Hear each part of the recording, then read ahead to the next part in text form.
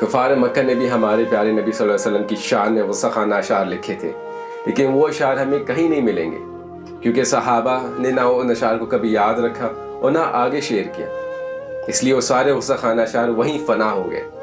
آج کل غصہ خانہ مواد دنیا میں کفار سے زیادہ ہم مسلمان پھیلا رہے ہیں، کیونکہ کفار غصاخی کرنے کے بعد اس پر لکھ دیتے ہیں کہ لعنت بیچ کے آگے شیئر کریں، اور ان کے پھیلانے کا کام ہم مسلمان پورا کرتے ہیں۔ کبھی سوچا ہے کہ اگر کسی گھر والوں کی عورتوں کی بے حرمتی ہو یا ان سے زیادتی ہو اور پھر ان کی فوٹوز یا ویڈیوز بھی بنائی جائے، تو کیا یہ گھر والے لعنت بیچ کے فوٹوز سوشل میڈیا پہ شیئر کریں گے؟ بالکل نہیں،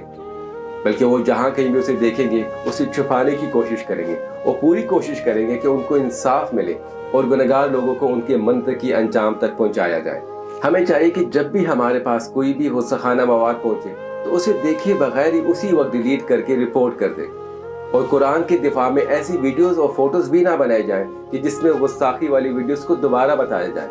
کیونکہ کوئی بھی گستاخی ذرہ برابر بھی اللہ سبحانہ تعالیٰ، اس کے رسول صلی اللہ علیہ وسلم یا قرآن کا کچھ بھی نہیں بگاڑ سکتے۔ یاد رہے، اللہ سبحانہ تعالیٰ نے قرآن میں فرمایا، بے شک ہم ہی نے یہ ذکر یعنی قرآن اتارا اور ہم ہی اس کی حفاظت کرنے والے ہیں۔ اللہ اللہ